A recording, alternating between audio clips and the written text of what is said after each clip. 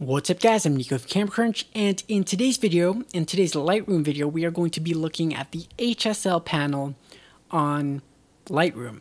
And the Hsl panel is, again, one of those settings in Lightroom that people tend to not use because maybe it's a little bit intimidating, and also because maybe some people just don't know what it does. Now, the Hsl panel is a good way to control individual colors in your image.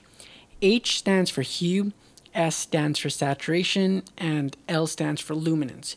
Hue is the color, saturation is how bright or how dark that color is, or how muted that color is, and then luminance is how bright or dark, and then saturation is the intensity. That's a good way to describe it, I think. Color is basically Hsl, except rather than adjusting them by hue or by saturation or by luminance, you're adjusting it by the color, and then within that color, you're adjusting the hue, saturation, and luminance. Today, we are going to be looking at the color panel. They both act the same. Again, they're just organized a little bit differently. So let's look at the color panel. For this specific picture, let's look at maybe the greens and the reds, because I think those are the most prominent colors in the image. So when we're talking about the green, we're talking about the grass and all that stuff, and this is how these settings work. You can change the hue, and again, that's the color. You can slide it to more of the yellow side, or you can slide it to the green side. You can see the color is changing.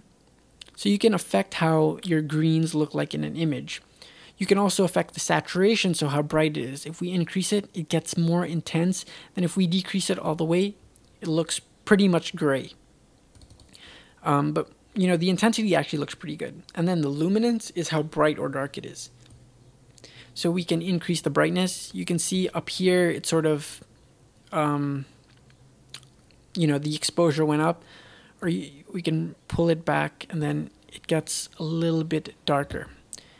We can go to the blue. We can see if we can save the luminance of the sky, but as you can see, that looks really, really weird.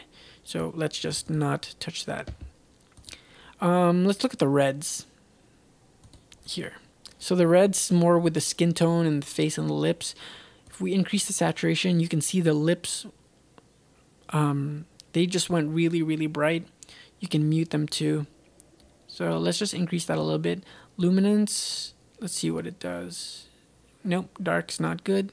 Maybe a little bit brighter actually. Hue, let's just keep it the same. Let's try yellows. Yellows pertain to the background, maybe a little bit of skin tone, but I'm thinking the skin tone's more of orange. So we can change the hue. We can drag it to the green side or to the orange side. This green actually looks really nice. Maybe not too much. Saturation, a little bit, and luminance. Nope, too dark.